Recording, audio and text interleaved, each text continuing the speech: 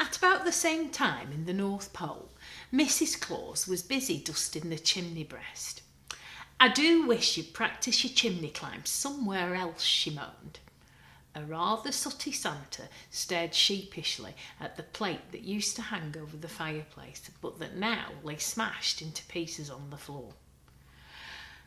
"I'm sorry, Nora dear," he replied, patting her on the shoulder. "Oh well," she said, picking up the broken pieces. "I never did like that plate much anyway. Now, what I really would like is a picture of the perfect Christmas tree." "Well," chuckled Santa, "I'll have to check the naughty list just to make sure you're not on it." "Get away with you," giggled Mrs. Claus. "Now, haven't you got things to do?" Santa shuffled off with a big grin spreading across his jolly face. That was a relief. In all the years he'd been doing his job, he'd never known anyone as difficult to choose the right gift for as his wife, Mrs. Claus. In the past, he'd tried giving her sports cars, bath bombs, handbags and diamonds, and all sorts of pretty things. Mrs. Claus had always thanked him, but somehow Santa got the feeling she was just being polite. The charm bracelet he'd given her last year still lay unworn on the dressing table. Yes, thought Santa happily, this year he would get Nora the best present ever, a framed photograph of the perfect Christmas tree. Dad tramped along the landing towards the airing cupboard, humming jingle bells. The decorations inside Christmas Deck's lounge sprung to life, preparing themselves to go downstairs for Christmas.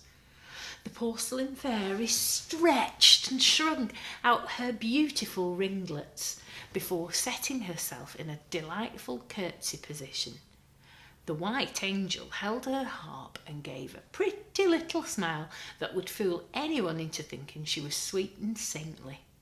Marcia, on the other hand, scrunched herself down into the corner of the bubble wrap, hoping that Mum wouldn't find her in case she put her in the bin.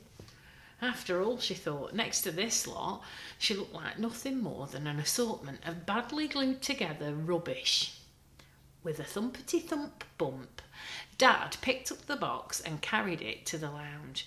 "Right, ladies, over to you," he grinned, before heading off back to the dining room, where he'd been sampling up grown-up fruit drinks, which, he'd told Mum, was to make sure they tasted good enough to leave out for Santa. Spider watched eagerly as Mum and Nana opened the boxes and one by one unwrapped the decorations, carefully hanging them on the tree. "Ah, do you remember this one, darling?" asked Nana, holding out a porcelain fairy. "When you were small, you chose her from Snootingham's department store." "Of course," smiled Mum. "I was only 5 and I've bought one special decoration there every year since." On hearing this, Marcia scrunched down as far as she could manage in the hope that Mum wouldn't find her. Mum hung the final decoration on the tree and Nana stood back to survey their work. "Oh, lovely," she sighed. "Except for that cobweb in the corner there. And for goodness sake, there's still a Halloween decoration up there. When was the last time you dusted that lampshade?" Poor Spider's heart sank. "This is it," he thought. "I'm off upstairs just when Marcia's going to be coming down." "How rude," snapped Mum, who could be really sensitive about things like housework. "I'll have you know, I like cobwebs. And furthermore, that decoration's staying put," she pouted, stomping off out of the lounge. "Oh dear," sighed Nana. "I've said the wrong thing again." And to try and make things better, she started to pack the tissue paper and packaging away. "Ooh, I think we've missed one," sighed Nana, feeling something lumpy in the corner of the box. She pulled out a small bubble wrap envelope. There was definitely a decoration inside. She opened the envelope and shook out a small shuttlecock with a tangle of yellow wool and an assortment of glittery feathers glued onto it. Nana perched her spectacles at the end of her nose and could just make out a pair of googly eyes and a wobbly felt-tip smile. bless her, sighed Nanny, who thought that her granddaughter Sky had placed the homemade decoration in with the real ones so that she could go on the best tree. Well, said Nanny, who, although she was lovely, could be a little bit of a snob. If it's okay to have a Halloween decoration on the Christmas tree, then it's okay to have a homemade fairy too. And with a mischievous smile, she placed Marcia on the tree near to the wall where she could only just be seen. Spider's eyes wobbled uncontrollably. "Marcia," he called, "is it really you?" Spotting a friend hanging from the lampshade, Marcia squealed with excitement and leapt off the tree. She scurried up the leg of the coffee table where she could see him clearly. "Spider!" she yelled happily. "What on earth are you doing here?" "Really," complained the angel icily. "Show some manners. You may just be a scrap of Christmas leftovers, and what I can imagine is some kind of cheap Halloween trimming. But you are in the presence of limited edition decorations." Marcia rolled her eyes and pulled a funny face which made Spider giggle. The angel looked at both of them snootily before continuing. "Mum has high standards here in the lounge.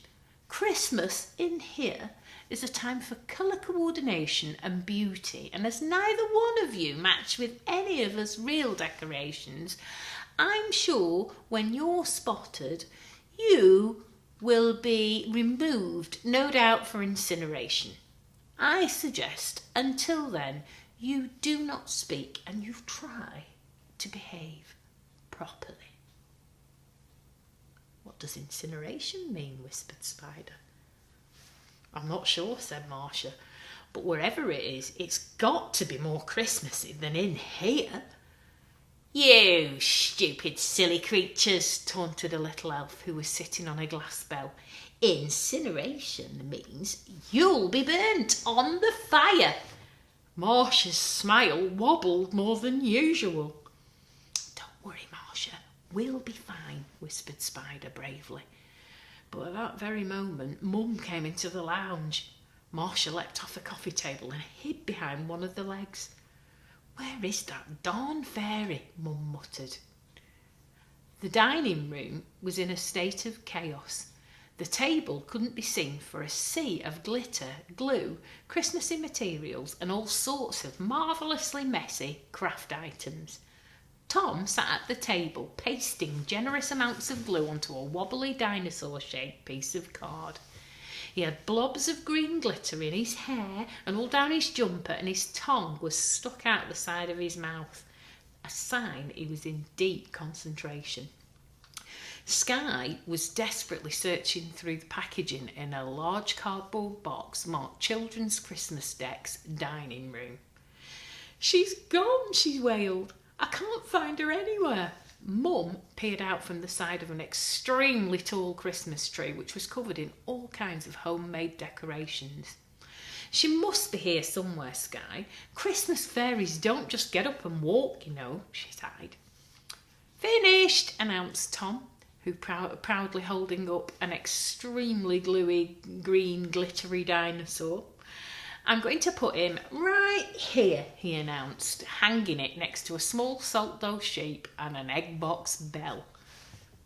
"You can't have a Christmas dinosaur," exclaimed Sky. "That's just silly."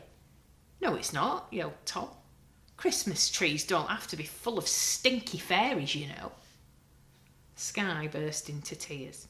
2 years earlier, she'd made Marcia and sprayed her with the marshmallow-scented perfume that her nana had bought her from Snootingham's department store. Sky loved the little fairy and was really sadder about not being able to find her than her brother's unkind words. "That's enough," shouted Mum. "Sky, Christmas is big enough for fairies and dinosaurs." With that, she cut out a small red Santa hat and stuck a blob of cotton wool on the top and stuck it on a rather jaunty angle on the dinosaur's head. Returning it to the tree, Mum turned to Tom and said, "It's true, Tom. Christmas trees can have all sorts of decorations on them. But what makes Christmas really special is showing goodwill to all men, which means being nice to your sister. And, she said, pointing at Skye, being nice to your brother. Skye's not a man, jeered Tom, and both children giggled. Mum rolled her eyes and sifted away through the messy room.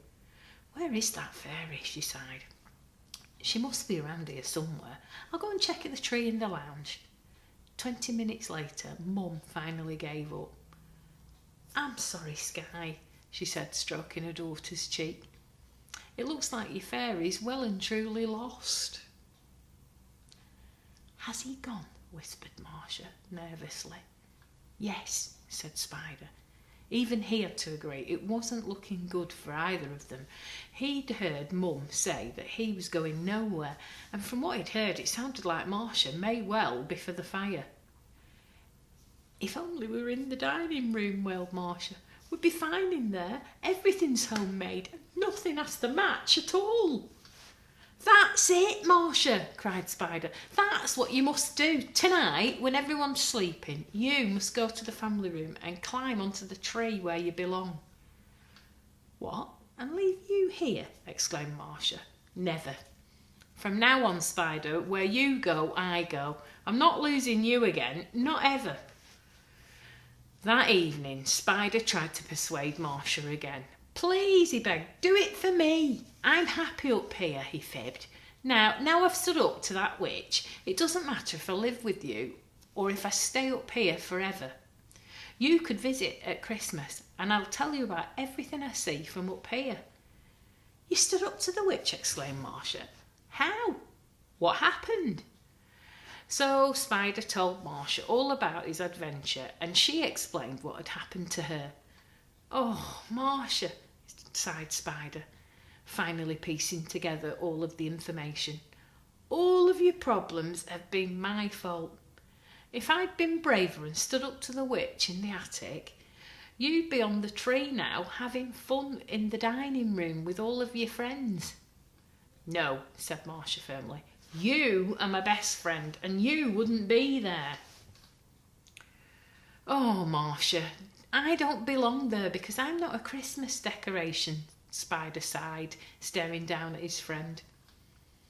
Oh, good grief. Don't you see, interrupted the porcelain fairy in a shrill little voice that made his Spider's cardboard legs curl. Neither of you are real Christmas decorations, so it really doesn't matter what happens to either of you. Now, why don't you do us all a favour and leave? Go anywhere, just away from here, so that we can colour coordinate properly in time for Christmas. You're as much a Christmas decoration as me, Marcia whispered to Spider, stubbornly climbing back onto the tree for the night.